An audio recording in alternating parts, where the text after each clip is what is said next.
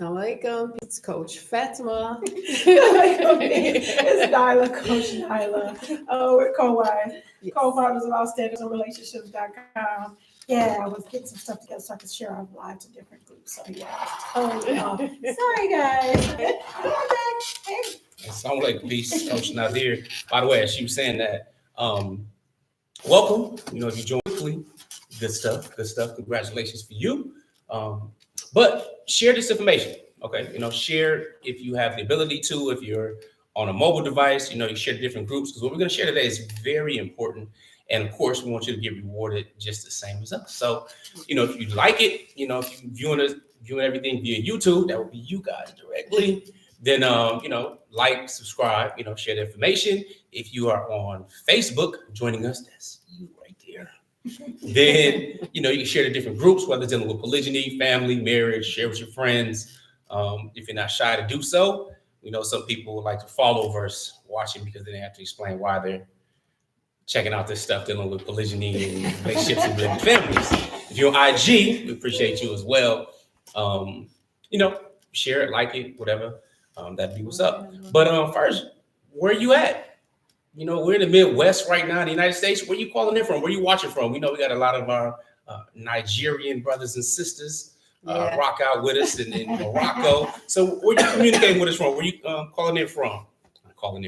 Where you plugging in from or connecting from before we get started? Because we're going to be dealing with, too, again, the topic that we're going to train on today. It's going to be a little different than our traditional Q&A, but we're going to be training on really ending your year strong. And this, of course, is more of a special year because we're going into a new decade. When you're looking at the common era, at least, I mean, for us as Muslims on the Hijri calendar, we are already in our 5th month, the 3rd day, Jama'at al-Ula or al-Awwal, depending on which you tend to call it for the Hijri month.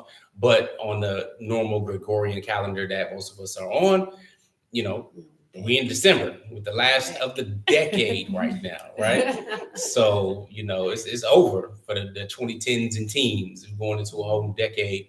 And we really want to share with you what we've been doing that has worked successfully for us for quite some time and how strategic it really is. So today, again, we're really looking forward to sharing that with you. So if you haven't already, share the information. Share it. Now, obviously, sharing is caring. I'm gonna be quiet for 1 second. I see our sister Roderick Performance from GA. Welcome. And we're gonna be, you know, going back and forth from YouTube and Facebook. I have to get up and kind of check IG. If there's any questions, comments, concerns. I see down in what was that? Alabama, Enterprise, Alabama. Walaikum salam. Definitely welcome. So give me a second. I need to share some stuff as well to some of our brothers and sisters and individuals that we work with on the daily. All right. So I'll share it this group. Okay. Cool. Good. All right. So with that being said, how have goals, you know, goals. How's your evolution of goals? How about, let's start there, because a lot of people set goals, don't get them, and then they do it again. But how have you evolved in goal setting and goal getting? Oh yeah, by the way, that's the topic. That's the topic of our workshop. We're having a workshop on the 1st of January. On what's called New Year's Day, we're having a workshop. And we're going to be dealing with goal setting and goal getting. We're going to go into pretty much some really good detail. It's going to be over 3 hours, inshallah, you know, God willing, on the 1st. So, you know, we don't celebrate it. So we'll be waking up refreshed and good to go, depending on how many people decide to celebrate with the firearms and everything like that. You know, it's a new decade. It's a new year. Sometimes they just, they rock out. You know what I'm saying? But for real, you know, that's the real fireworks. But depending on, you know, how quiet the night is or how loud the brown noise is to sleep, we'll be up. So on January 1st, and if you're interested in learning about the workshop or participating or getting the recordings and the worksheets that we're doing, then you definitely want to be notified by email. So outstandingpersonalrelationships.com/2020. All right, opr.com/2020. To just at least let us know that you're interested. We'll send you a link. We'll send you the details and stuff like that. Yes, on that. indeed. So, but first though, let's talk about just our evolution, if you will, of goal setting and goal getting. Well, for me, I'll speak for myself. I didn't have them when I was younger. I just, you get up, you cook for your kids, and that's it. You took them to school. The goal was to get them to school, get them back home, cook. It wasn't specific in my own personal life, so I had to learn to actually write things down and be very specific about what I needed to accomplish as far as my goals went for myself personally, family goals. What's nice about it now, what I love now is that we have goals individually, we have goals as a family, and we have our own individual goals for our home. So one year the furnace went out in our house, it didn't go out at the other house. We didn't need a furnace guy at the other house. So we had to write down, we need to get a furnace person. This is how much things are going to cost and how much time it's going to take. Are we going to be displaced? So I find that when we write them down, whether you're an individual, whether you're just two of you, because sometimes people say, we don't have a family, we don't have kids. If it's you and your husband and there's no children, it's a family. And you need to have goals for yourself as individuals and as a family unit, as a couple. And each one of us have individual goals, and they're not the same. And people think because we're in polygyny, everything has to be identical. Yeah. Or run exactly the same. This is what it is, and we have the same values, but we have different goals individually as couples and as a family unit. So I didn't have goals at first. I wanted to get married, nailed it. I wanted to have children. I did that. I wasn't really specific on how many. I never thought it would be 7. I didn't write that down anywhere. So, and I definitely didn't think he'd have 10. I was like, whoa, he won that. I'm not trying to compete with anybody but Fatimah. But going from not having any that were written down specifically for my life to going to having exact goals and where I want to be quarterly, daily, weekly, annually, quarterly, in 5 years and 10 years. I mean, we have all 3 of us have been very good at getting really detailed, especially our INFJ. Who's naturally the writer of the personality types. Okay, yeah. She teases me a lot about his writing because she writes. That's a doggone notebook. My journal in front of me. I got this other thing from it, but yeah, it's my stuff has changed. I've set goals and I've had these different things, but the way I do it now is on a whole other level. Dream board, dream building, those different things. We talked about it a little bit in some of our other videos about dream boards. We actually did a live where we showed you guys about when our children were doing their dream building and dream boards and stuff like that. So that was, a way of goal, I guess it's a dream building. So it's actually some goal setting, a prerequisite in a way as a goal for their goal setting. But yeah, it was it's totally different now with like you said, the quarterly goals and the monthly goals. It wasn't that. My goals was this is what I want to have. This is probably by the time I want to have it. And that's probably the long and short of it. No defined plan, no taking it from this is what I want and let me reverse engineer it to see how I'm going to get it or anything like that. So, and we'll talk about that type of stuff. But yeah, and then this little handy dandy thing right here. My daughter calls it the guided journal or guided planner. And I start falling all out of it.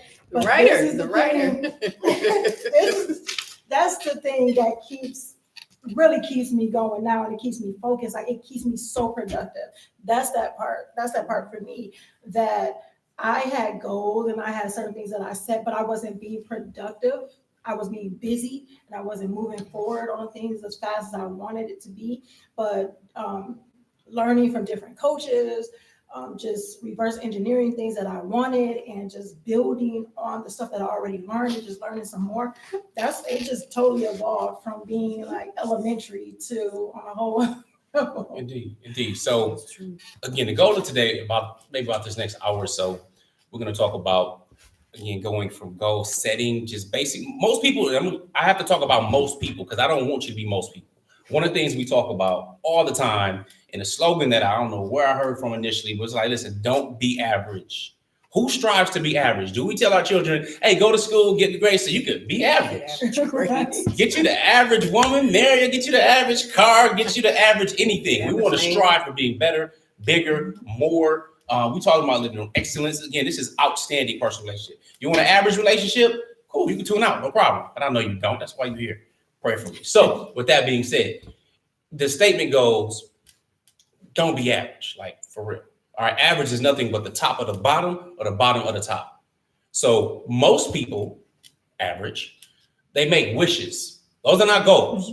All right. And if you follow us at all or seen in our videos, you'll know me say when I say a wish changes nothing, but a decision changes everything.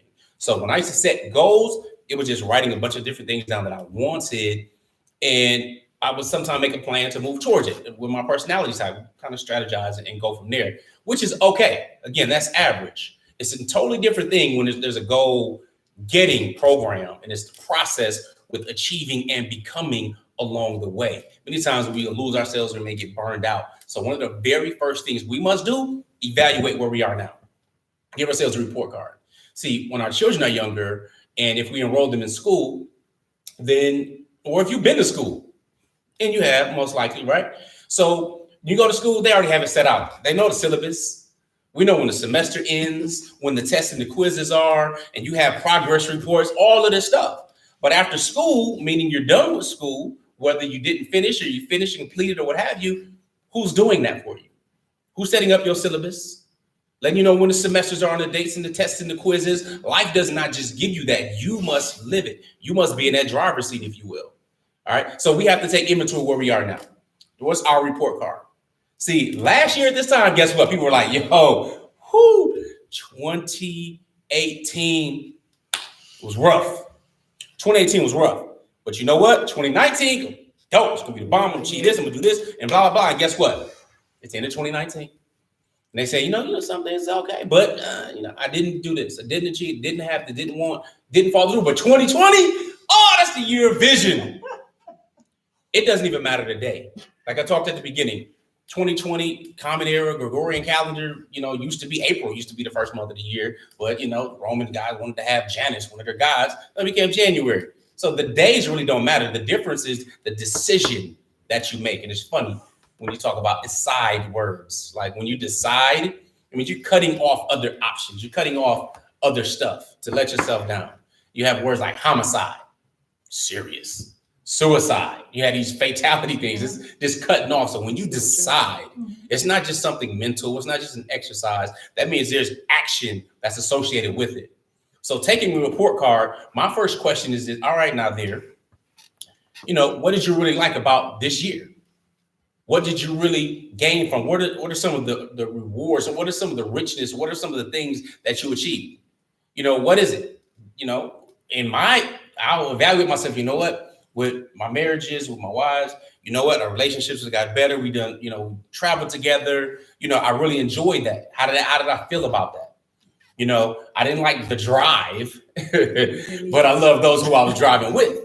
You know what I'm saying? Love the different events and stuff we went to. I was growing and progressing. So I'm looking at this part of my life and I'm like, you know what? What would I grade myself? Now, I like a 1 to 10 scale versus just like an A through F or what have you. So I would put down that number. This part of my life, relationship, marriage. What's my number? On a scale of 1 to 10, 10 being outstanding. Everything is lovely. It's bliss.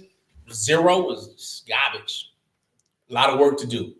All right. So now I'm looking at areas of my life, looking at the roles that I have. I just started kind of with husband. Now that's his father. So how have I enriched or dealt with my children? Looking at the good parts first. It's not a beat yourself up session, but we have to be truthful and be real because we have to start where we are. Start where we are. It's not just your tradition. Hey, let's say we want this, we wish this and wish that, and big old house and travel and all this stuff. And we'll do it again next year at the same time and so on. This ain't that. All right. That's average. That's them, not us. So that being said, I want as a father, rate myself. Okay, what am I doing financially in business and entrepreneurship and helping other people and empowering them, my social needs. So these different things that we talk about, some of our other trainings when it comes to our will of life in different areas. I have to rate myself. This is my report card. Now, you don't have to share it with anybody, but be truthful with you. You can lie to other people all day, but that person in the mirror, they're going to wake up and you're going to be exactly where you planned to be 5 years ago. When my mentor told me that, I was like, okay, I made an appointment to be here 5 years ago. I didn't even know you 5 years ago. What you talking about? He said, no, see, Nazir, this is what you don't understand. The decisions that you made in these last 5 years got you right here to this point right now in your life. This is where you are. This is where you're supposed to be. This is where you work to be, or this is where you chose to chill and end up. But this is where you are. So I'm like, I agree with you. So if I don't like it, then I must do something different. See, that power is in my hands. But I also go back and I'm saying, okay, cool. What can I have done better? What can I have done better in my relationships with my wife, Coach Fatimah, or my wife, Coach Nyla? What can I have done better? Who should I have been more of? What can I have brought more of that could have benefited? This is a different way to ask you, you know what? You messed up over here. Or you could have done better here. You didn't give it your all. You didn't give it your best. And because of that, it slowed you down. Not slowing you down in achievement. It slowed you down in enjoying the moment, being present in the moment. All right, being fulfilled. So what did I do that I need to get better with? One, I'll give you an example. One is I can be more patient on some things. And I consider myself a very patient person. Evidently, she might not agree. She might take the very part out. But I'm a pretty patient person. I don't blow up. Well, that's what I mean. I'm not very emotional, quick to raise my voice, yell. I'm not fast to that. To me, that's very patient. To them, it may just be just not crazy. I don't know. But how can I have done better? Is what I'm asking myself. And I'm taking notes on myself. So when she talks about these journal and stuff, my journals on this other table, but taking inventory of you, we have to inspect what we expect. So this is not like we have a workshop coming up. For those of you, I see people just joined. We have a workshop that we're doing on the 1st. Yep, the day of the 1st. Some people, ever since I was a kid, I was always wondering, like, do you really want to start your new year off where you make all these resolutions and all this stuff? Like sleeping, off work, sleeping, hungover. I'm gonna waste the day. You know, you have to recover from the night before. That's like, to me, that it didn't make sense. Now, I stayed up when I was younger and did all kind of dumb stuff, but it still didn't make sense. So we doing it on the 1st. Why not start your stuff? Why not start ahead of average? Because the average in most people that we talked about, they'll party, they'll do the thing, whatever. And if you do that, whatever, I ain't knocking it, but you know, we got to get up and get going. Time waits for no one. All right, we are walking calendars. We have a date of death. So between the date we were born and that death date, there's a dash on the tombstone. That dash is what we do with this life. Okay, so on the 1st, we're having a workshop that we're going to go deep. And again, it's going to be a few hours. You can just see from the first couple of questions of taking inventory on yourself what I mean. So that's on the 1st. If you want more details or want to be notified about that, then that's outstandingpersonalrelationships.com/2020. That's where we'll start from there. But I want to just kind of talk about that because at least the evolution of going from how to take inventory on yourself. Do y'all want to add something there? No, that was good. I totally forgot about that part. I definitely forgot about the inventory part. Of course, inspecting what you expect, because that was another thing. That was that thing where I was like, okay, a lot of people are average people, being average, the average people, they wait once a year. That's when the inventory comes. That's when the inspection comes, because I'm like, oh, I didn't get to do this, and I didn't do that, and I should have done, and next year I'm going to, and then it'll be December 29th, December 30th, December 31st, and it's like, I didn't do it, but that has changed with me, which is like, okay, now, it used to be monthly. Every month, I'm like, okay, do a different challenge, do a different thing. What I want to learn new? Now it's like I said, what is this handy dandy trusty? It's actually every day, but at the end, it's like a weekly thing. Like, how was your week? And this and that. And those who follow us on Instagram, y'all know I put out the Friday post, and I say we're not done. Just because it's Friday don't mean you just stop and say, I'm just going to coast up on the weekend. I'm going to just chill. It's like, okay, look at what you've done for the week. What can you celebrate and what can you have done better? And now work on what you can do better right now. Not wait till next week, not wait till Monday. Monday may not come for some people. So yeah, that stuff has changed me a lot. Just even that, what they call it, the mortality motivation. Yeah. Where it's like, I don't know, anything that what they say, don't put off today, don't put off tomorrow what you can do today type of thing. Yeah. I'm not saying just drive yourself crazy, run yourself ragged, anything like that, because you got to take some time out for you. That was another thing too. Those things have helped me with, just being a better person, propelling into a new chapter in my life. I can't even say a new year, new decade, a new chapter. And if that new chapter have to be, if that new chapter starts next week, then a new chapter starts next week because I wanted something better than I got last week. It's not just a once a year type of thing. So that, yeah. I watch my tone when I say things about the upcoming year now. I'm more conscious of that. So when I was younger, I'd say, oh, I have a year to do it. A year to get this done. Instead of saying, being all lackadaisical about it. I have more of a sense of urgency with things without driving yourself crazy. Right. But now I look at my year and I don't diminish it. I don't devalue it. Exactly. I add value to it. So you have to watch the way in which you talk to yourself about what you need to do for yourself. It's true. So now I'm like, oh no. I've been celebrating certain stuff more than I did before. I'll go and say, okay, I should have done this. I'm going to do this, better next time. Or if this was to happen again, I'll do this better. But I'll go on to the next goal. Oh, I accomplished that goal, go on to the next goal instead of saying, you know what? Okay, let's celebrate this. I accomplished this, that. And reward yourself. These are on journals. The journals and the planners and the different things, looking back on that, being able to look back on it, like, whoa, this happened. Oh, I did that. Well, look at where I'm at. Look at me. Look at what I did. Look at what I can do. Yeah, totally. Yeah. You have to, and then you have to reward yourself too. I think sometimes we shy away from rewarding ourselves for things. We were talking about that recently. It's like the little things that you may want. You don't have to go out and buy a new car and go off into some crisis, some type of crisis, but buy yourself a new dress, buy yourself a new suit, buy yourself a pair of shoes when you do things, Don't diminish your accomplishments. Celebrate your accomplishments within the year. And celebrate your loved ones' accomplishments as well, your children as well.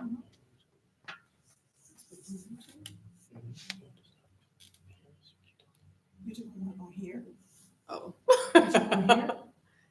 So, but you see, each one of us have had something different to say about our accomplishments and goals and why they're important, what they mean to us personally. It's like you have to put your own feelings into it, like what you want to, how do you want this next year to feel?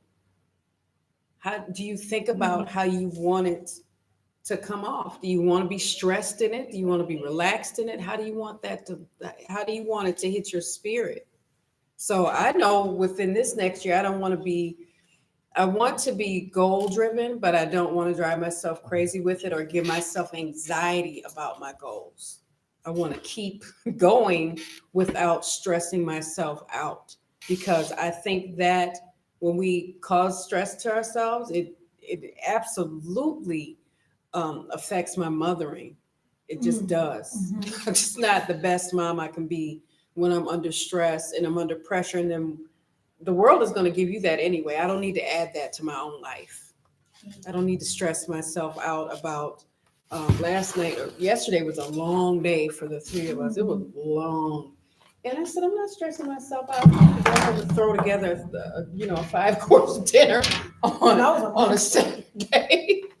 I didn't take a page out of Coach Fatimah, but I should have, because I was a monster. I'm just saying, coaches, I'm just letting you guys know the real of it. We're human beings. Yep. We can give you best practices. We're talking about best practices, and most of the time, majority of the time, we're practicing those best practices. Yeah, we are. But there are times you're not understanding this. I have a toddler, guys. A toddler. We know how we can. Okay. Well, I digress. But That brother. It was I let a lot of, because the way I planned my day, I didn't do my day the way I planned it. That was one of the things, and That's a good thing. Stick to the plan. Stick to the plan. I didn't do it. I forgot about some things. Some things I didn't do. Some things, my morning routine. I talk about the morning routine, and we talk about that too. How important that is to set the sail for your day, and to have a proper morning routine. And if you're morning, sometimes we found through us talking often about how our days go, sometimes your morning routine turns into your afternoon routine. Okay. Like the workout will get thrown off in the morning, and you just go, you know what, I'm gonna just do a little 15 minutes something before dinner or whatever. And it's not a total deviation, like you don't totally throw it away. You get it in. And I think that what happened with me, I did. It wasn't that I'm like, okay, well, let me do it a little later. And when I started to reflect on my day and what happened, and I said, you know what? One of the questions I do every night is something that I realized or learned today is, and then I was like, what I realized and learned today, that if I deviate, not deviate where it just changes a little, but if I don't do my morning routine, or I don't take that break in between where I don't recharge, then I'm a whole other beast, and it's not cool. I don't like the person because she was not intentional. She was not, she let everything happen. And that's the thing what I talk about, and we talk about that a lot, about being intentional with what you want out of your life, what you want out of your day, what you want people to see in you and what you want to see in yourself. So that's the thing too, when it comes to ending 2019 strong and propelling into 2020, is being intentional. That's first and foremost. I mean, one of the main things is being intentional of what you want and how you're going to go about it. No, that's fine. Okay, good stuff. All right, we had a little technical difficulty with our Facebook side. So if you're back, welcome. For some reason disconnected, but no worries, because if you're on YouTube, you're good. Know what I mean? Instagram, hit good. That like button. Yes, indeed. The notification bell. Like, subscribe, notification bell. Matter of fact, share the video as well. All right, cool. Now, I talked about one, give yourself a report card. Now, again, today we'll go about another 45 minutes or so. Then also, if you have any questions, feel free to put them in the comment box with like a bunch of question marks so we could find them right away and get that done. But here's an example of what I'm talking about. The reason we're gonna have a workshop on Wednesday is because you can't get everything done in an hour. If I were to ask you to look at 8 different parts of your life, look at your social life, for example. What are you doing for yourself socially as an individual? Me personally, I'm an introvert. But I can have a small group of friends and we good to go. And I would seem like an extrovert. Even though I'm an introvert now, I still can speak, and I had to learn how to speak and train and teach people and all kind of stuff. But socially, it doesn't matter to me. Somebody wants to go out and go do this and that. Sometimes I don't see the logic in it. But, you know what I'm saying? We may do it or do it for the kids. That's one of my favorite things, because it's our responsibility as parents to really be memory makers. Yes. Okay, so they can look back and think about the childhood and different things their parents did and the different investments they made or sacrifices or whatever it may be. So that outweighs my introverted want to stay and chill or do something at the house type thing, right? I want to leave the house. So sometimes you're homebody, sometimes you just want to get out and get some air. But, it takes a bunch. So what are you doing socially?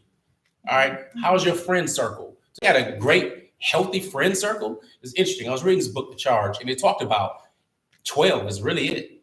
If you had 12 close friends, that's above average. That's definitely outstanding. 12 close friends, you set. That's like, these people are fulfilling a part of you socially. You have someone to speak to that can hear you out, give you different advice and stuff like that. Keyword is good friends. But if you have 12 of those, all right, that's like high level. I don't have that. My circle is almost a dot. You know what I'm saying? Outside of my loved ones, right? So, I have to work on that area. But I know what I have to take inventory, which is extremely important in being truthful with yourself. So we can set goals and all this stuff for the future, but the future never comes. The only time you are actually living in is the present at every moment of your life. Even though you've died and lived and cells are dying, as more are building and growing right now. So the only time you actually have is the present. So with that being said, let's talk about 2 goals. The 2 main goals or resolutions, whatever people set, are losing weight and making more money. Those are 2. So if that's the case, if that's what they were saying in 2018, going into 2019, 2017, going into 2018, 2000, going into 2001, right? We call it now. The words changed because back in the day, it was getting that money, that lucha, that cheddar, that whatever. Now you got to secure the bag. You got to, all this, right? So let me see. How did I do in 2019? Am I good? Did I achieve what I said I wanted to do at the end of 2018? Did I pass over opportunities repeatedly? Meaning, was I poor?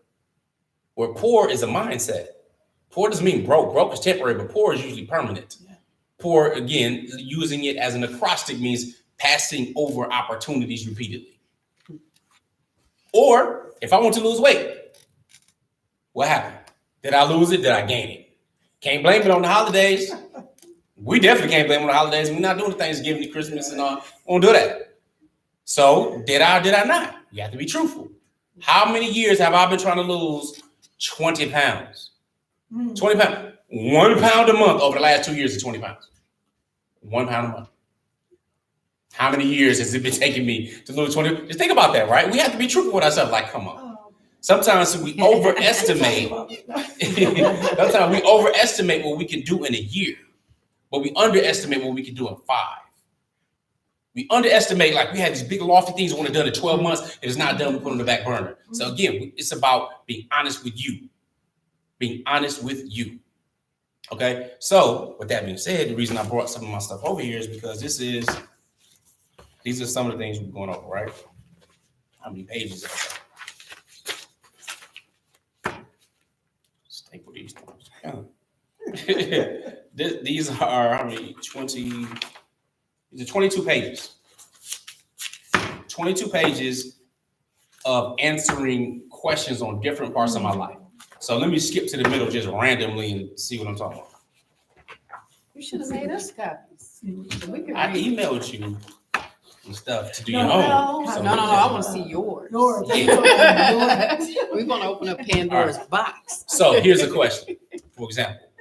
It talks about major moves. And it says something I can do this week with real focus and excellence to help someone else is, then I have to put these different things down. All right. So something I can do this week with real focus and excellence to help someone else is, I have to write stuff out. I type it out. I prefer typing over writing. And then there's different goals or different achievements I want to achieve. Then there's a timeline it asks you about, for example. So it says 5 people have achieved the dream that I could study, seek out, interview, or model are. Then I put down 5 of my mentors. All right. I get their books, go to different seminars, call them, text them, so on. The less important activities, this is important because I want to talk about this is how you end off a year. You got to get rid of the waste.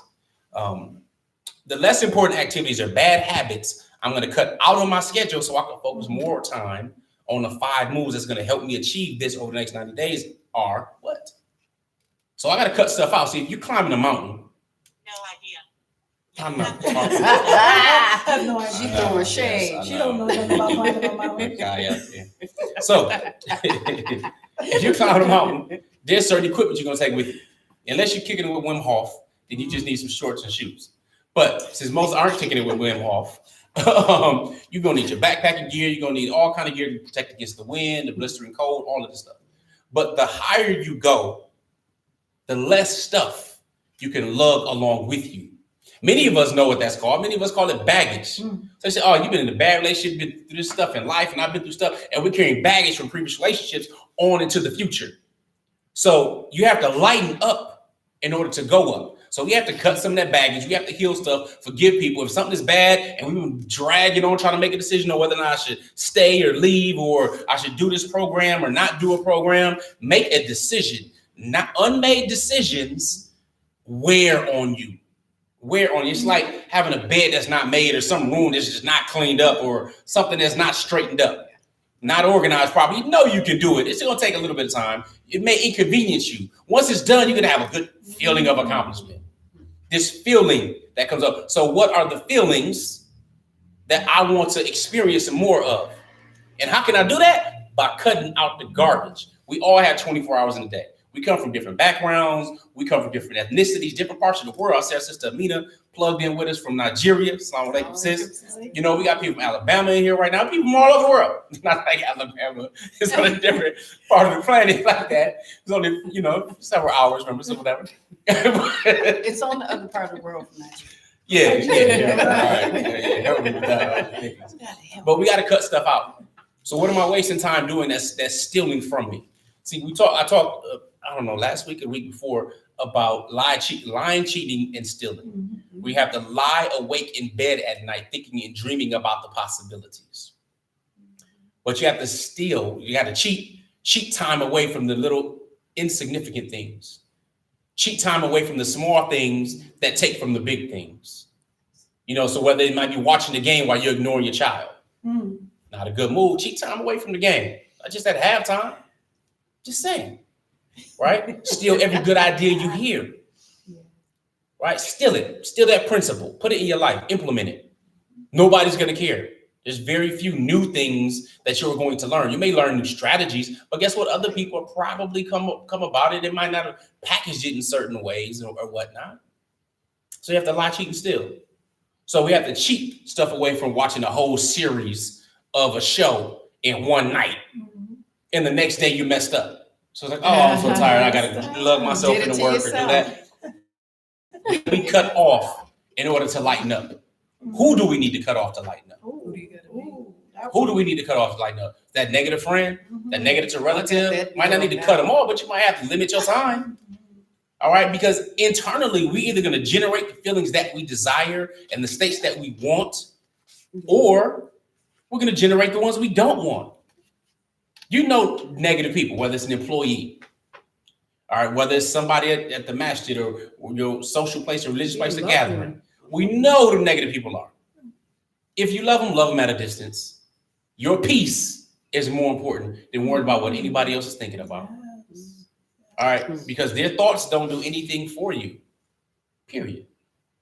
All right, but it's us and how we feel about us. So what do we need to cut off? What do we need to stop doing? Is it stop worrying about other people? Now it's like, okay, I got gray hair. I can't believe I was worried the first 25 years of my life about such and such. And she or he ain't even thinking about me.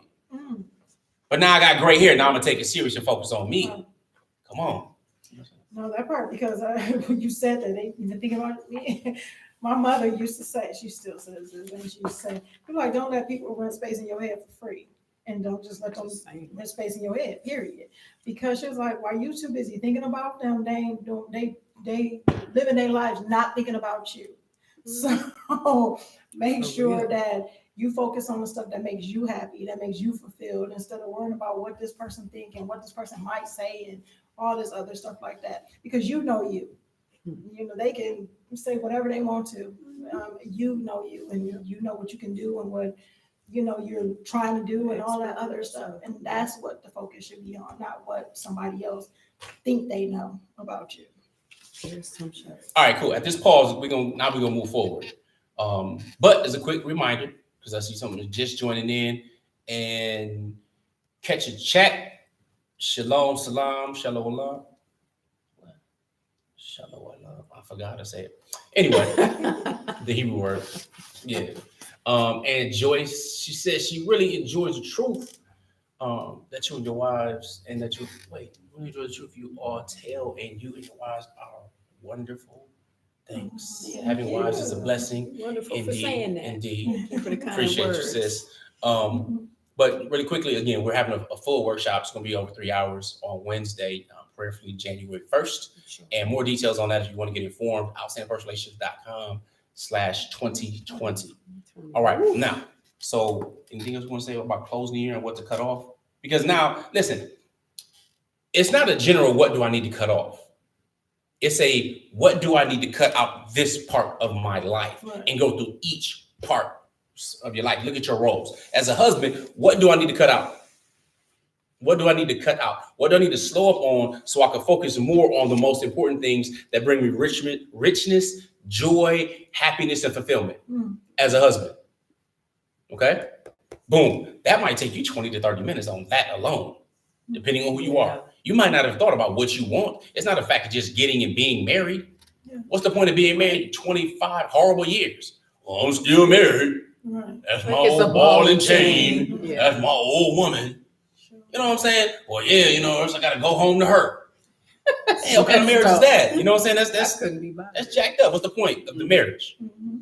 You know, no, I don't. That doesn't resonate with me as something that looks good, okay, or feels good. Why be around something like that? So maybe you didn't ask yourself those questions, but we have to ask ourselves these questions. Be honest. All right, and take responsibility, Mm. because maybe it's us the one that's negative. Maybe we're the ones that don't have the proper outlook. Maybe we contribute to the factors of negativity. And I know I can do that. I can be stressed or focused on something, and I have a look on my face, and my wife thinks I'm negative about something. I'm not negative. I'm focused right here. But I want to bring that energy to a space where now it feels negative, and all of a sudden there's unnecessary tension. So what can I do less of in that area? Follow me? So that's as a husband. Okay, didn't talk about as a father. All right, great. Was a businessman. Now as a friend. Now as a son. You know, my father's gone, right? Him who love him. My mother's still here. What can I do better there? What can I cut less off here? Because now, again, this is self-evaluation. These are my goals for me and moving forward and being more fulfilled and living life at a higher level. It's not just, oh, I want to get this 1962 Lincoln Continental Hennessy color with the suicide doors. That is beautiful. It is. But this ain't that. You know what I'm saying? Now, other goals can lead to that in that part of my life. But right now, it's a self-reflection. This is introspection. This is taking inventory.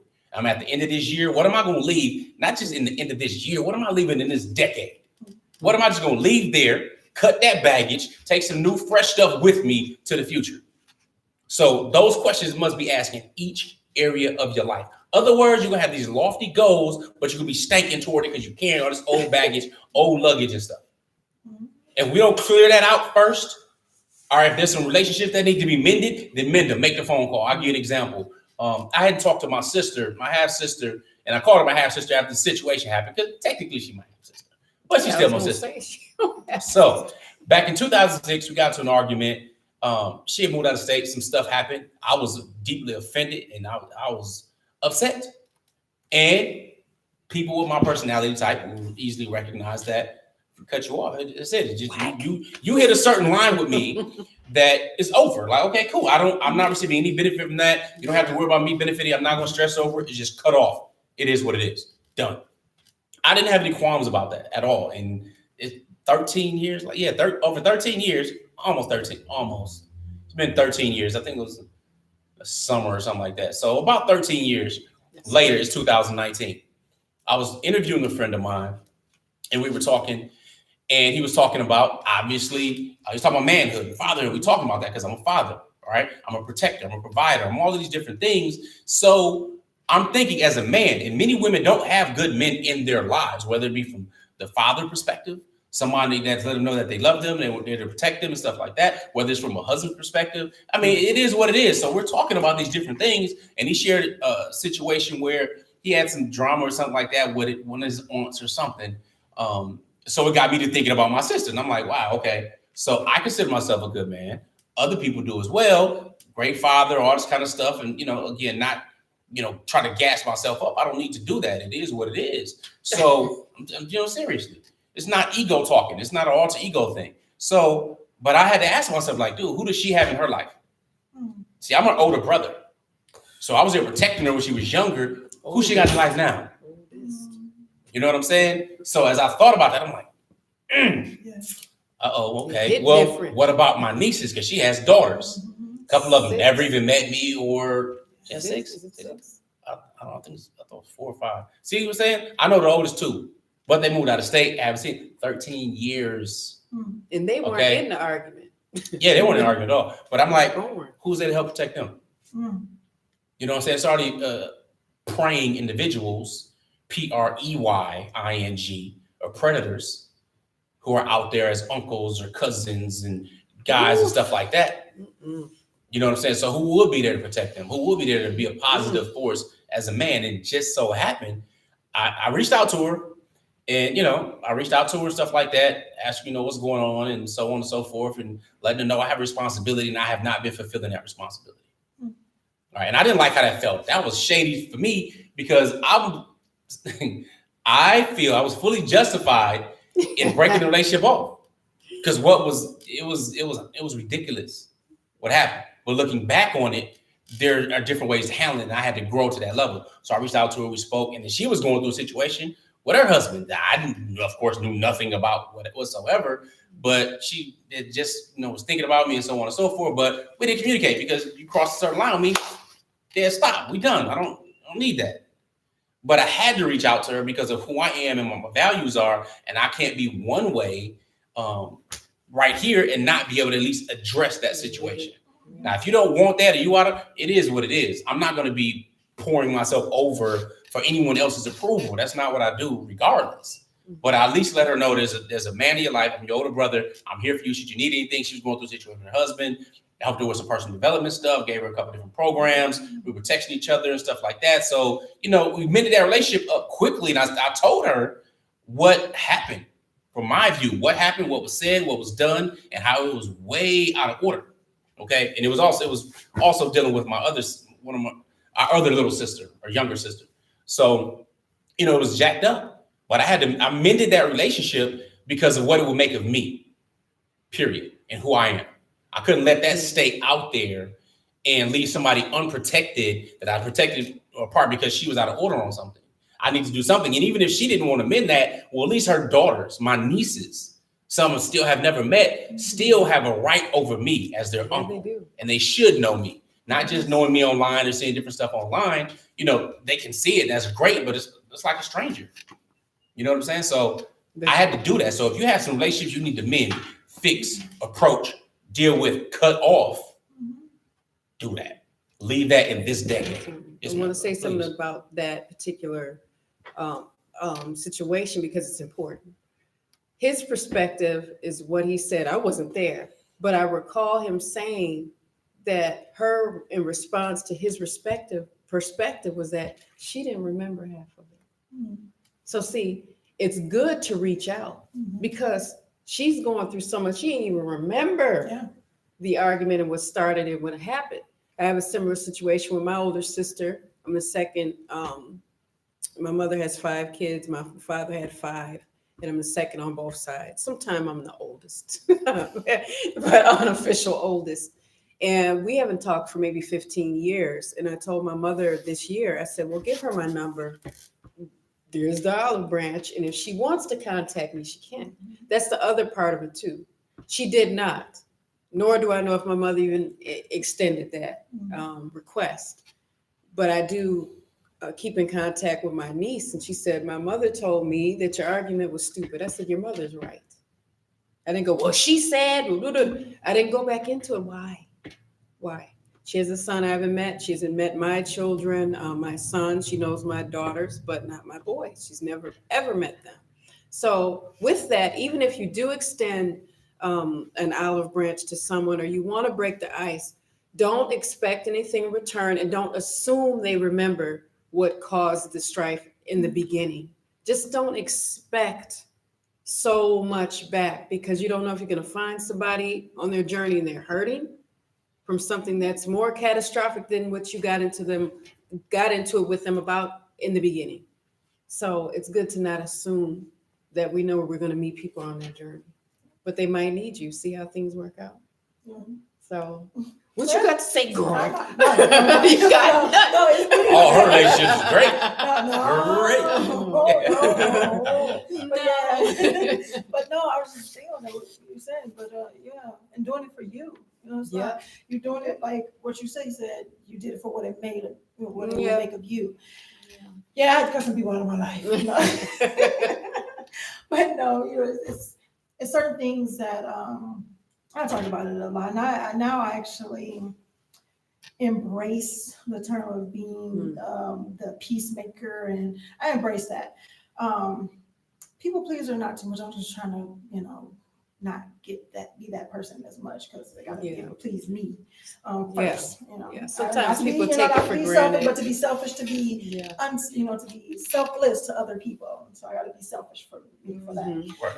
However, it was a person in my life that I totally had to cut out. And this was a person who was, we know each other forever, to me, forever, since we were like in middle school, it was whatever.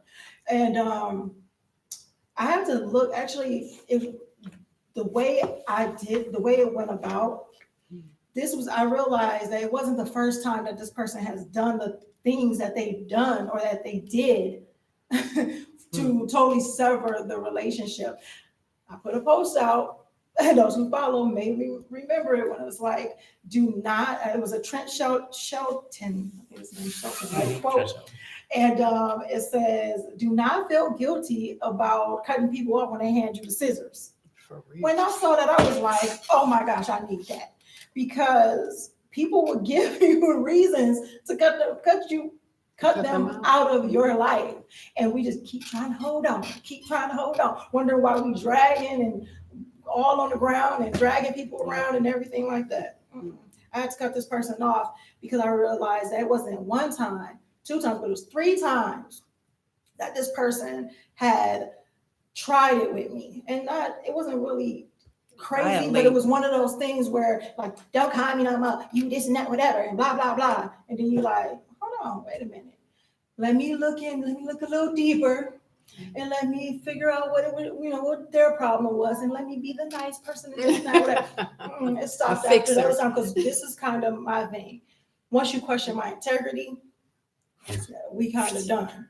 Because I know the type of person I am. And I know that if we were supposed to be friends and you know me for so long, you shouldn't have to question that.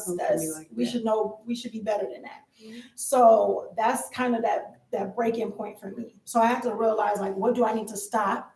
What do I need to start? And cutting people off, that I needed to start cutting people out of my life, or out of, just not even totally out of my life, but, not giving them so much energy, so to speak, because of me trying to be better. And and that's what I had to start doing, because I realized those people were taking my energy away. They were taking energy that I needed to propel myself into doing a lot better, being better for my family, being better for myself, being better for, our business and all that other stuff. These people were taking that energy, and I was allowing these people to take that energy from me. So I had to cut it off. Yeah.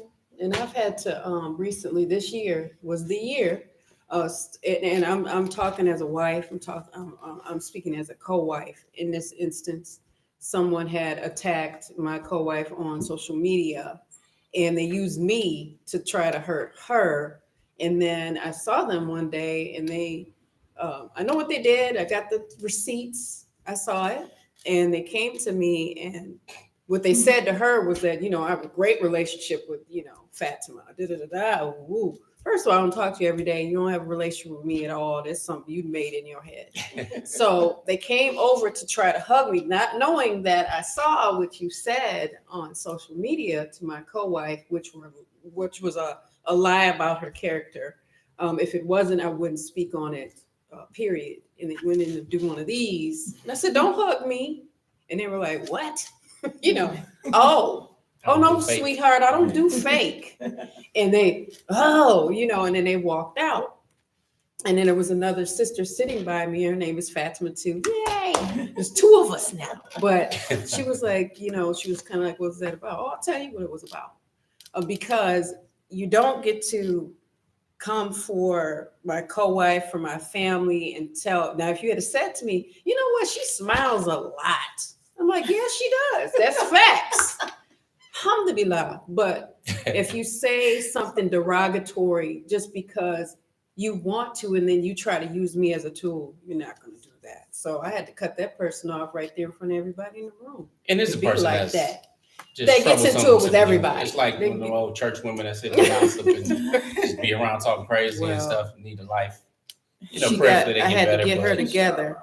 Sometimes and that was the end of mental health issues are real, no matter who you are, no matter where you come from. And you super crazy. Not shy away from treatment. And you super crazy. Exactly. You super crazy if you think you're going to come to me about my family and I don't get you together. That's one thing you're really crazy about. That's what you ain't going to do. That's what you're not. Ever. Now that we're done being confrontational, let's go into the next thing. Put yourself in the air. I just kicked away the chair. That's all. I just said that. That's so crazy. I just told you. Which is one of talking about giving one of my favorite poets, Sean Carter. There it is. Yes. Lucy, Assalamu alaikum from His Philly. birthday. Oh yeah, he did. Just turned 50. Okay, now so here's the deal. Let's talk about something else. Coach Nyla mentioned earlier about re-engineering or reverse engineering. Yep. Yeah, we see different stuff. Okay, so the word I was looking for was shalom. Catch a chat. Yeah, got it together. It flows so smooth. All right, so as an example of what we're gonna really get into in parts of your life, this here represents the traditional Gregorian calendar. Our common calendar, January through December. All right, so January, February, March, that's the first quarter. Actually, it's not January, February. March is the first quarter. There's 3 out of the first quarter. Then the second quarter, the third quarter, but it's in 4, so whatever. So with that being said, let's say you have a weight loss goal, which again is one of the top 2 goals or financial goal. I'm not going to draw this whole thing out, but I'm going to give you an example. Let's take me, for example. Big guy. It's not a compliment. But I'm a big dude. Me, ideal for me, 15 to 17% body fat. This is more than that. All right, 15 to 17% body fat for me would be about 205 pounds. Right now, I'm like 240 something. All right, they tell me how little that is now. Whatever. She just don't remember. We were married. I was 19, so we passed up to 205. Some time ago. Anyway, but that body fat percentage, don't worry. If you start achieving your goals so well that you just need to slow down, don't get too snapped. Be happy with that. So, with that being said, if my goal is, let's say by December, which is quite some time, but I'm 15% body fat. That's it, right? I'm 15% body fat. This is the goal. No, y'all can't. So I ain't even gonna write on there and mess it up. But 15% body fat, right? Now, just think about this. It doesn't matter if you're talking about making extra money, making an extra $1,000 a month, $2,000, whatever. But let's say you want 15% body fat. And I'm talking about me. So what I would do, if I want 15% body fat, why do I want it? Why do I want that? Okay? Many times we put goals out there and they're lofty. We expect other people to think and how nice they are, how cute they are, but we're not talking about it. Why? I need to know the feeling I'm looking to have and the reasons why. Because see, the funny thing is the why is the most important part of the equation. The how-tos are there. It doesn't matter. I can ask you, what's the quickest ways to lose body fat? You can tell me quick ways to lose body fat. Like I said, if I've been trying to lose 20 pounds, 25 pounds over the last 2 years, that's 1 pound a month. You can't lose 1 pound a month. You know what you need to do to lose 1 pound a month? Why don't you just walk around the block? Push away once a day. Go walk around the block. You know what I'm saying? Right. Back up a little bit. Eat a little, within 30 minutes of getting up. It gets 30 grams of protein. You'll lose more than that. So you got to go. You have to be extra careful not to lose more than 1 pound a month if you're conscious on it. You're like, oh my God, I lost 2 pounds this month. Next month, I'm losing nothing. I mean, for real. But what we do, we give ourselves excuses. We go soft on ourselves. But what feeling am I looking for? If I'm 15 pounds a month, 15 pounds a month is ridiculous. But 15% body fat by the end of this year. What would that make in me? How would I feel? Besides super sexy. Right? You know what I'm saying? Yeah. So how would I feel? Okay. Well, I want to look better. I want to be more attractive, obviously, for myself. My wives, they're like that. But I want to be playing with the children. The little man's about to be 2 years old next month. You know what I'm saying? So guess what though? When my older children are 2 years old, I'm all on the ground doing caballo. I'm the horsey flipping around. I was like, okay, yeah. I mean, I can flip around, do all this stuff. Now it's not the same. Now I like babies when they're really young. You just play with them, throw them in the air. They don't have to go anywhere. That's cool. But now, and then I have my other boys. They're in martial arts and stuff. So I can go in there and do martial arts and crescent kicks and all that kind of stuff. So, but I want to make sure I'm doing it that much more and better. I'm not going to be the fat dude. I don't want to be the fat dude in the room. You know what I'm saying? You go in, you see these big, Steven Seagal, big gut instructor type. Like, dude, you're too slow. I don't want that for my life. So they're laughing. You might be laughing too. But I'm being truthful.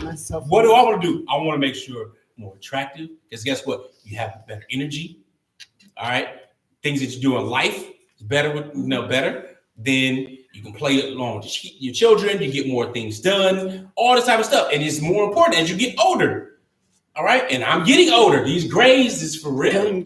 This ain't jokes. I'm not using no Beijing or nothing else. You know, I'm not doing it. Brother be out there like spraying the stuff and moving it in. I'm not. There's no chemistry set on my beard, but it's letting me know death is coming. That's a reminder for those. And I'm serious. We have to make sure we have that mortality motivation. So I want 15% body fat. That why is strong. The how-tos are easy. We know about keto. Keto, in my opinion, one of the dopest ways to eat. It's the best for your brain. It's ridiculous. It's high quality fats, low carbs and stuff like that. And with protein, it's not hard to do. It's good. It's work benefits my entire family. Like for real. Okay, it's not hard to do. But I need to have some type of prep going on with everything. Then I have a membership at the gym. You know what I'm saying? I need to go have my fat man workouts where I go work out. But then it's the shower, shave and groom, and then I got to put the shea butter on, and I have to have and get the little massage and all that kind of stuff. I need to have that's my self-care time. Ain't nobody else bothering me. Nobody. My workout might be an hour, but I'm there 3 hours. Because that extra 2 hours is me time. Okay? So, but again, that 15% is important. How to get that done? I can easily put in my schedule. All right, cool. Right now, this time of the year, prayer comes in late for us, so we get to match it. So that's like 6:25 in the morning. All right, that's late for us. Summertime is like 3:30. Okay, so right now it's like, man, I could actually, and since I get up and it's 5 o'clock in the morning, 5 a.m. club, then I can either work out, do a quick workout, then get more energy, get the BDNF going, brain-derived neurotropic factor, which helps you grow more, helps you learn more, helps your brain get more blood stuff to it, and it really gives you energy throughout the day to master the morning and win. So these are the why. Those are some of the how-tos that's driven by that why, because I want to feel good. I want to look good. I want to be better. And in doing so, I tie that into my goal, which is not going to take 12 months. But let's say I need to lose 100 pounds, whatever. And I'm going to look at, okay, what do I need to do during this quarter? So I'm going to reverse engineer it, because by this time I want to be down to 15% body fat. Let's say right now I'm 22, 23% body fat. So, all right, then I need to, 22, 23. Let's say I'm trying to get down to 12, just to make it a simple number. So now I need to lose 2% body fat. What am I going to do over these next 90 days for that? This first quarter, what can I do? All right, where I'm at right now, the weather sucks. Well, the weather right now actually doesn't. Traditionally, it does. It's janky, it's snow and ice. It's not. It's like, yay. All right. So it's nice. What can I do? Like, normally I could say you can go outside and take a walk or take a run, but like it's 55 today, when normally it's 5. Or 15. Or 25. You know what I'm saying? So I'm just saying. So this is, an exception to the rule. It's more of an anomaly more than anything. But what can I do these next 90 days? Like January and February will be cold. There's going to be ice. There's going to be snow. All right. If we're here, that's what it's going to be. So what can I do at those times? Well, I can do gym during this time. What times can I do it? I can schedule it out, and I'm linking it to that feeling that I want to have and I want to accomplish. So I can likely accomplish this a whole lot quicker, but I wouldn't be mad if it happened 12 months from now. Okay, so now I have an actual plan for losing body fat. What am I going to eat? When am I going to eat? Can I just sketch out, eat? I could just skip breakfast every day, eat between 12 to 8. So I have a 16-hour fasting window. So when I go to sleep, I'm fasting. That's why they call it breakfast, break fast. Right. All right, but I can skip that break fast time and do that at like after 12 noon. So now my body gets the benefits of autophagy, where cells clean themselves and they get rid of the bad cells, start flushing. I could fast 2 times a week, Mondays and Thursdays. Islamic fast, so I'm not going to drink any water or anything. So I get the spiritual benefits at the same time, body as well. All right, look at that. Why? Look at the richness that goes into that. Am I more likely to achieve that if I look at that and see it every day? Because this is not just for the journal. You don't want to take your goals, and I've done it. I have goals. I can look in journals and see years ago. I'm like, oh, yeah, I remember this. Oh, we achieved this or did this. Oh, I forgot about this one. You know what? Most people get excited right now. This time of year, they're giving and they're generous and they do all this stuff during the holiday season, right? But after that ends, it goes. Why not carry that into the next year? Why not take that there? When people are talking about, we're making resolutions, we're making goals, and we're doing all this, well, that's cool. But what would happen if you looked at your goals more than once a year? Like once every 52 weeks, you look at your goals, right? Once, 52 weeks, you check your goals out. What would happen if you just did that once a week? You look at your goal, you reinvigorate your why. What would happen if you did it daily? So if you took this sheet, you had your goal out about your health plan, you have it out about your relationship plan. All right, I want to be this type of husband and do this. Why do I want to do that? How does it make me feel to want to do that? What better things are going to come into my life? What things that are not as good are going to be able to leave my life, right? Put this stuff down, and you're looking at these goals every day because you take it out, you put it on the wall. All right, and it's not just going to be one sheet. This one sheet has 12 boxes for the year, but at the same time, now we want to talk about finances. Okay, cool. What's my business? I'm going to let you know right now, OPR's mission is to help 1,000 families next year. 2020, we want to help 1,000 families. Now, alhamdulillah, we've had the privilege and the honor to be able to help lots of people already. We don't know how many people, just the people that write into us or call in or, let us know they appreciate what we're doing and stuff like that. Some people got together, they got closer, they learned a lot more about themselves, and that is really heartwarming. But we have to put a target goal on 1,000 people. That's not a lot of people. It's not. Okay, and I'm not talking about us, we're 3. No, this is 1. Okay, Right. so 1,000 families from that perspective next year. That's our goal. So what do I need to do as a businessman? What do we need to do as co-founders? We say, okay, cool. What is it going to take to go to have by December 12 months from now, 1,000 families protected, covered, helped, thriving right now, going from average to outstanding. 1,000 is not a lot. You have 1,000 people in the city. You know what I'm saying? Over 10,000 people come out for our holidays when it comes to Salat al-Eid. So 1,000. What is it going to take? How many people is that per week? How many per month? Is that this? Yeah, that's it. What did you do? That is minimized. You 2 people. Yeah, that can be Two take it down. Cool. Yep. All right, so I'm looking at 1,000. Well, let me break that up per quarter. Basically, that's 250 per quarter. So what's my plan to get in front of and help empower 250 people over January, February, March? Who can I reach out to? What friends can I contact that are also currently helping people, whether it's in their personal life and personal development, if it's dealing with fitness, if it's dealing with their dean, if it's dealing with relationships and family? Who do I know that are working in these areas with people? I know plenty. Write them out. These are people to contact, to work with, some to be affiliates. Who markets online, who likes to empower and help other people online. They can become affiliates. We have an affiliate program. You know what I'm saying? So who can we get out to really spread the word? One of those, one of them, for example, we were just recently on the Dean show, with our brother Eddie. So he interviewed us and we were talking about an hour and a half show. It's first time ever having 3 people on the show. This topic, is a hot topic, if you will. Now, you know what? Can you see and make sure my head ain't cut off? Here. It's not cut. Yeah, it is a little bit. Okay. Just looking at the camera. Oh, yeah, a little bit. So we were Eddie. Got the word out more. A lot of different people all over the world. Yeah. Okay. So again, it depends on what's my goals. What's going to take for 250? What's going to take for the next 250? And it's funny because as you go and you grow, the momentum becomes bigger, just with the law of the big mo, if you will.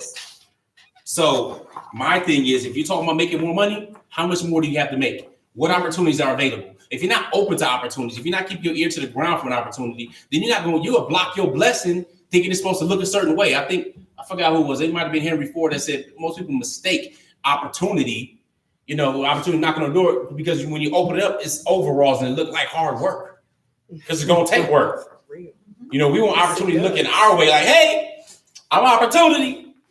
I'll be there for you Wednesday at 3:00. Be ready for me. No. But if you do have an opportunity mindset, you're out to look for something different. I don't care if you're talking about investing. I don't talk whether it's a home-based business, getting a promotion or something on a job, whatever it may be, you have to be open. Yeah. Because if you're open, you can receive.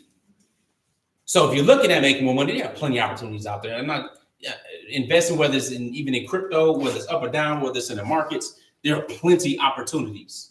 Plenty. But if you're not open to evaluating, breaking them down, what's in line with your values and stuff like that, then it's not going to win anyway. So anyway, that's that point.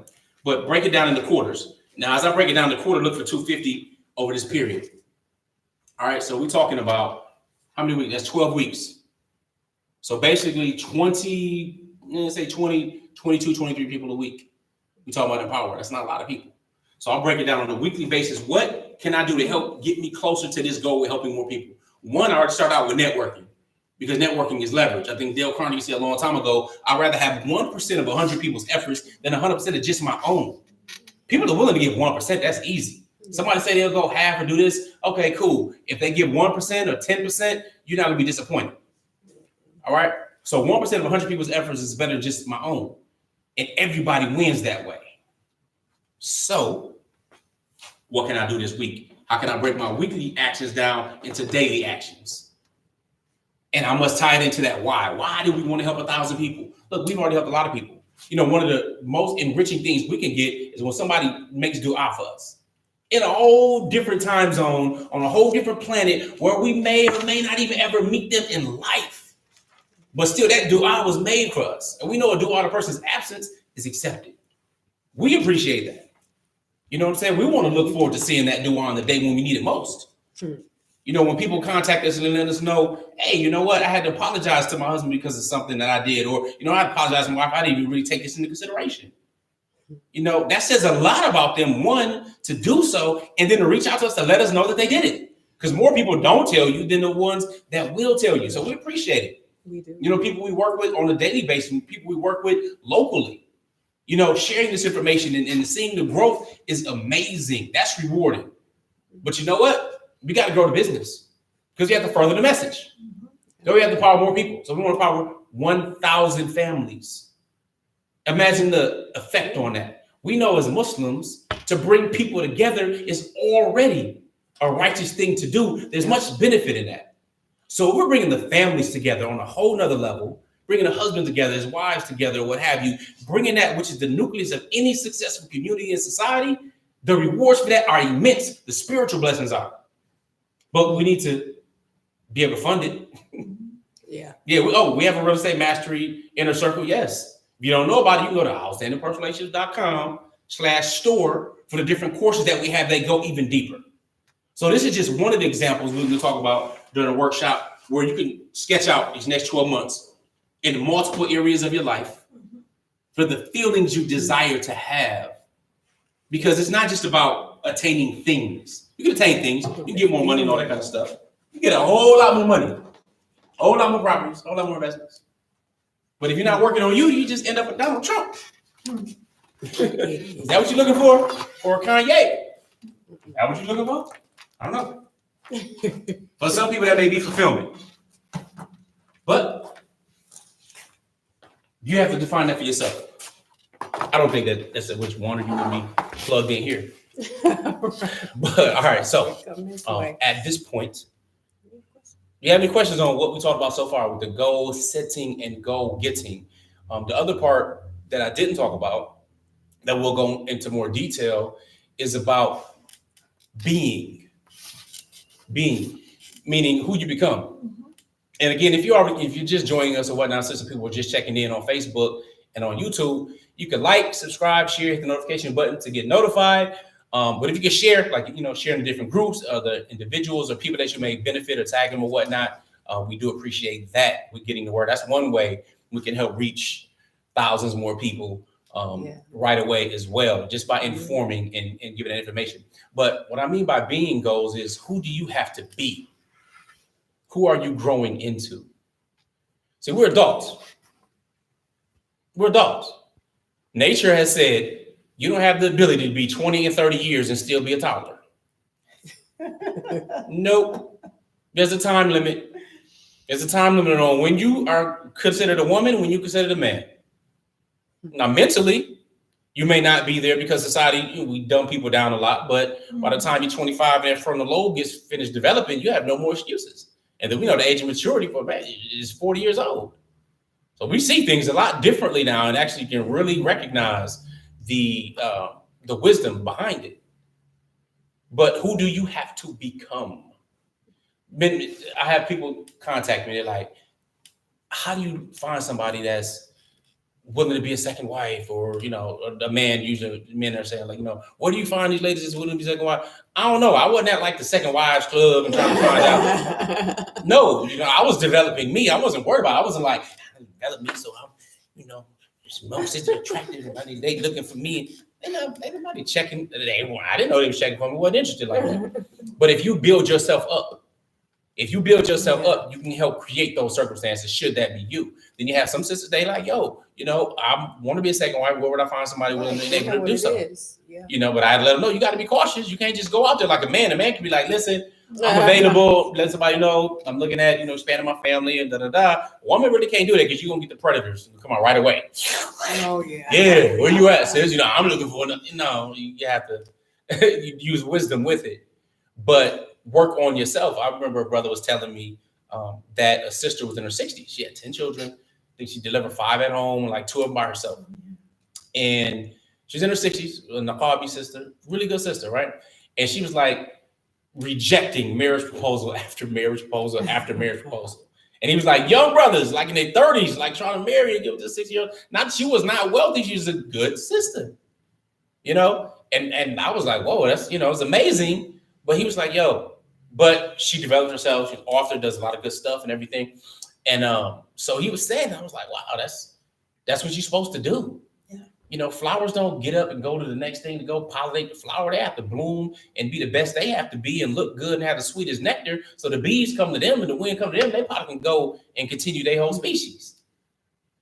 Now, I don't know what that had to do with anything. We're not flowers, but the point is become more attractive, the best you can be. Yeah. So if you need to work on leadership, bro, you need to work on leadership, sister, then guess what? Work on being. So that means by the end of these 12 months, how many books are you going to read on it? How many courses are you going to take on leadership? What different types of leadership? Are you going to lead from the front? You're going to lead from the middle? You're going to lead from behind? You can lead from any one of them and be just as effective. But do you know the difference? Are you a level 5 leader? Are you, leaders just dealing with success? Success is taking care of yourself and stuff like that, your fam and being there. Okay, cool. Are you being significant? Were you helping others, help them take care of their families and themselves? Or are you a legacy leader that is beyond you, but for generations, what you have already put has benefited others? And we know as Muslims, there's 3 things that follow you after death. We know this, and we want as much sadaqah jariyah as we can. We want to have righteous children that pray for us after we gone. We got 10. So I'm like, yo, if we have 50%, I'm good. We want some righteous children to pray for us. Thankfully, right now, at least we're above that level. But I'm just saying, Allah knows best what's going to happen. We don't. We could just plan. But righteous child that prays for you. Beneficial knowledge that benefits people even after you're gone, as long as it continues to benefit them. Wealth and money that you spent that continues to benefit people after you're gone. These 3 things are part of our goals for our business. These spiritual goals are part of the goals for our business with empowering people. Hence, you have the labor of love. You have all this stuff that goes into what we're doing with outstanding personal relationships. So we're going to talk about your relationship with money. Talk about your relationship with Allah, the creator. We're going to talk about your relationship with yourself and the relationship with your spouse or spouses. All of these relationships are important. And we want you to be greedy with it. Greedy because it's self-serving you. When we talk about fulfillment, it's about fulfilling your life. Your feelings, all this, not at the expense of others, but to help also enhance others. Because we all need each other. All right, it's not some big old kumbaya thing, but it starts here, it starts with us. So it starts, again, recapping today, cutting off this luggage, cutting off what we don't want more of. All right, not dragging something else into a whole new year to finally get rid of it, even though it's been with me since the late 80s. All right, didn't serve me throughout the 90s and the 2000s. Get rid of it, cut it off. It stinks. All right, and start fresh, start new. Introspect about you. What can we be more of? What do we want more of? What feelings? What joy? What love? What fulfillment? What do I want more of? And who do I have to be in order to bring more of that into my life? All right, what less do I need to be doing? Or what do I need to be cutting out from actions and thinking and negativity that's ceasing that from coming into my life? And only we can write that down. We know. It's not a joke. It's us. You can't hide from us. We with us 100% of the time. For the most part. If you sleep, the pen is lifted at that time. So, I wanted to hammer on in that part because it starts and it ends with us. So, if you have any closing remarks here before we go into Q&A, feel free. Oh, that was good. Shoot. A tough act to follow. Just drop the mic on us, y'all. Right. All right. If you have any questions, you could put it in the chat the chat area on YouTube or Facebook. I think IG has ended because I think it's only an hour long. Yeah. We're already over an hour. So if you have any questions, feel free to state them. Like on here, you can check it out real quick, and we will work to address it. Oh, this one just says, talk about the financial side of polygamy. Do you need to be super rich? It's from Wallet. Super rich. No, you do not have to be super rich. And no, you do not have to be rich. But Coach Nazir, do you want to answer that question? Yeah, I disagree. You Yeah, gotta you be need to be rich, a rich. different type Yeah. of rich. You have to be rich, but not in the way in which you think you do. And I'm gonna let Coach Nazir respond to that. Yeah, I think still be talking about it. All right, financial side of polygyny. Well, a couple different things because He said financial, so that's was the male or female? That was a Male. He said. Okay. Talk about the financial side of polygamy. Do you need to be super rich? Yeah, you do. You need to be super and rich. What I mean is that it depends on how you define it rich. Okay. So when I talk about polygyny, I talk about one being twice the man that can handle your business. All right. So when I'm talking about rich, I'm not talking about you're financially rich, like you just balling out of control or something like that. Right. That's what I'm talking about. What I mean is, one, you have to be emotionally able to deal with things. All right. You have to be emotionally versatile to be able to deal with the situations that will arise anyway, naturally, whether it's jealousy stuff, whether it's insecurity, whether it's any of these things that arise throughout polygyny, whether it's you doubting yourself or being easily manipulated and not having enough courage. So all the many different emotions and feelings and things happen in polygyny that may not necessarily happen in monogamy. Okay. So one, you have to be rich in that area. So which means you need to start cultivating that garden and preparing yourself, because it's just not normally in the soil where you prepare for all of this type of stuff. We have to grow to it. We have to do that our entire lives, from learning how to walk, to talk, and all of these different things. It's just another part of your growth and your evolution. Okay. So one, emotionally, you have to be rich. You have to grow into that. You do have to consistently be growing. So you have to be twice the man. Financially, you need to be able to minimally take care of the minimum requirements of your wives. All right. So that means you're able to provide for them a house, somewhere to live, something to eat, and some clothes to wear. Those are the basic bare minimums, all right, that are required so far as Islam is concerned.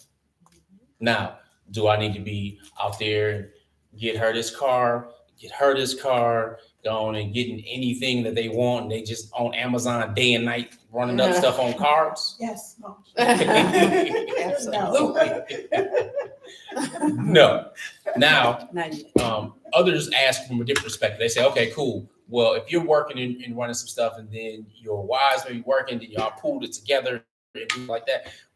I'm a believer in this. If I disappear, if something happens to me, Allah forbid, then I want to make sure they're able to go live their lives, grow their businesses, take these skills wherever in the world, so they're not dependent on me.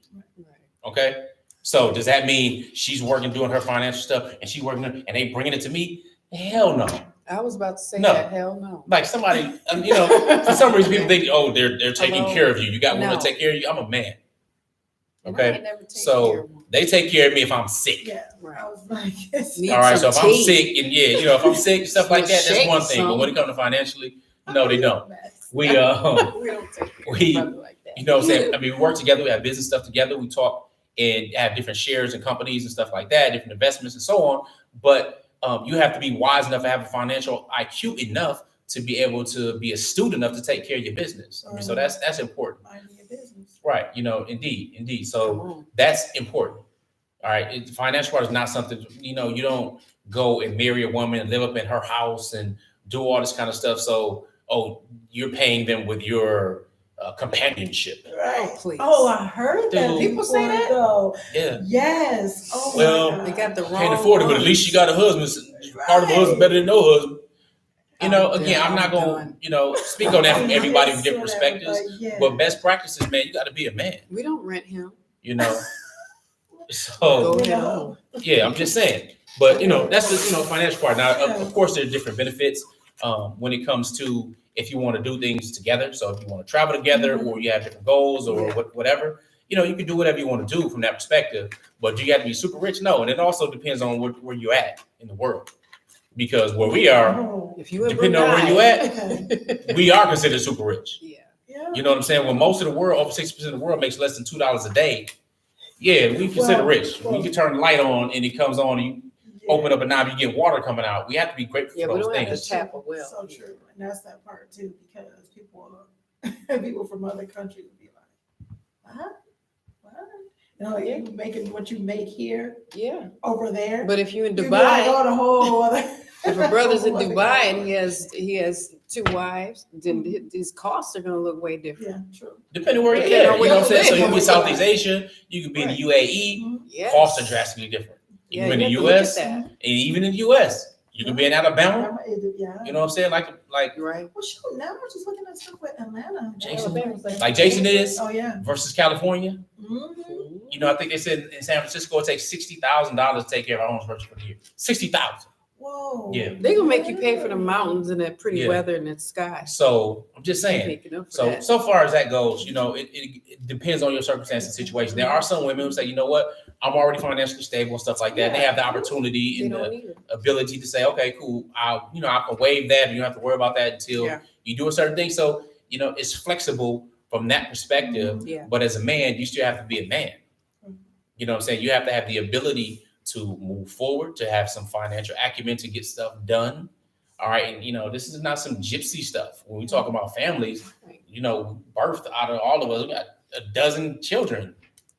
Thankfully, 5 adults? No, 5. Oh. Yeah. Basically 5 adult children. Exactly. You know what I'm saying? It's crazy. So 5 adult children, you know what I mean? So it makes it easier. It's not like we got a whole bunch of dozen kids at the house, like, a dozen niggas. Anything. But, the point is, we talking about building a family. And we're talking about building it strong. Being within the community, holding on to the dean, moving out. This isn't something that's done haphazardly. I don't have any baby mamas. And these are my baby mamas of my wives. I was about to say, and you're our baby daddy. You know what I'm saying? So use husband and wives because that's an honorable title and an honorable term. Right. So, and that's what we want to demonstrate. So that's it. It was something that, it was. Hey, I never lost it because it was to comment on what you were talking about, but it left us, it fluttered away.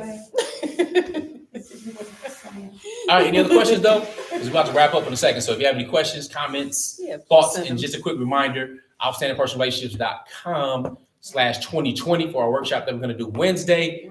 Feel free, we'll send your email, give you all the information and stuff on that. That's going to be super dope. Like we're going to go into some pretty good detail. And I'm thinking about even possibly having some of the kids here because they have to utilize this stuff right now as well. Again, we're not just doing this for YouTube and Facebook and stuff like that. We implement this in our lives and that'll save us time than doing it. You would swear she have an Amazon link unless you promote it. But it does. It's on a whole nother level. Maybe I'll sponsor us some stuff just to keep it, just be intentional with stuff in your life and just definitely propel not just your year, but your decade, a whole other level. All right, good stuff. So with that, we're gonna sign out and ask you one more time. If you haven't liked the video and do like it, hit the like button, subscribe, hit the notification. If you're on YouTube, if you're on Facebook, share the video if you benefited from it to different polygyny groups, marriage groups. We appreciate all of that. We appreciate you. And we out. Assalamu alaikum. Peace. Remember, wish changes nothing, but a decision changes everything. Peace. I